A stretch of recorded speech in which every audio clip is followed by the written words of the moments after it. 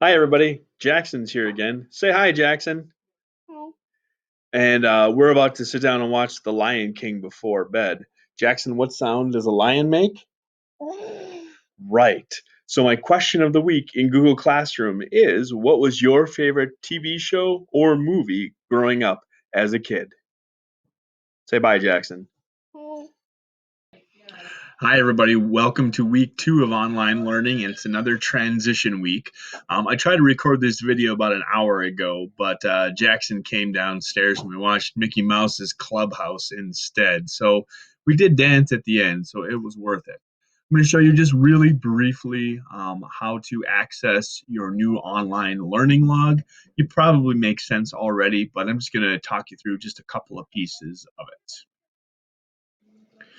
All right, so here is the table of contents for your new thinking and learning log. The nice thing about this is each of these little tabs will take you to a section in the log. Everything is already made for you for this first week, so there shouldn't be anything else you need to do with making anything new this week. The biggest things this week are to be visiting every day the prompts for responding to independent reading, the independent reading responses, the 30-day writing challenge topics, and the writing challenge responses.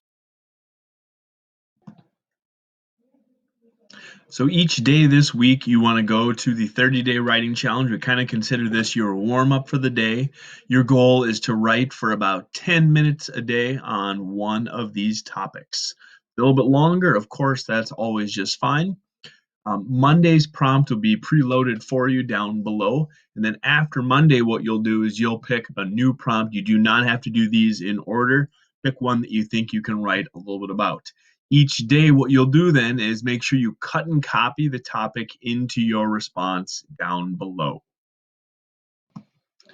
So for Monday's topic here, April 6th, we pick something out of the current events, the only thing happening right now, and write a letter to yourself 20 years from now describing your experience living during the COVID-19 pandemic. Then you just type your response right in here.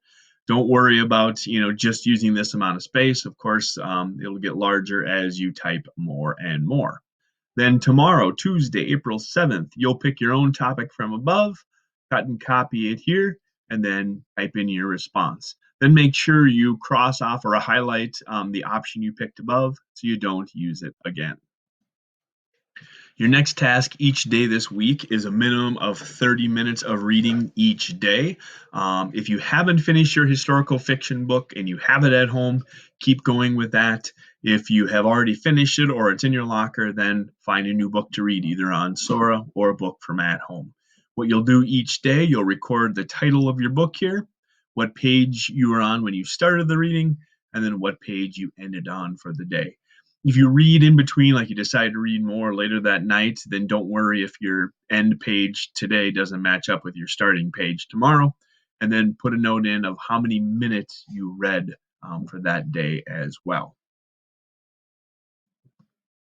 On the page above, then, each day after reading, you'll pick one of these topics to write about. Again, for a minimum of 6 to 8 sentences, use textual evidence.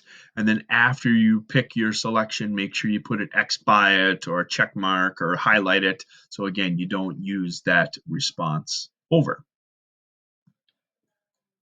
Cut and copy your topic in here.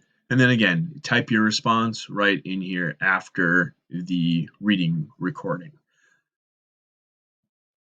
There's also a creative writing section down here on the bottom.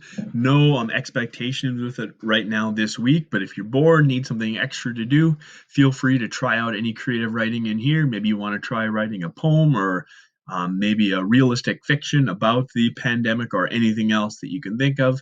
That can go down here. If you have any questions, especially today, my office hours will be around 10 o'clock in the morning, then again at 2 o'clock. Hope you're all well. Feel free to send me an email and say hello, especially if I haven't heard from you yet. And I hope you're all doing well and keeping up with your work.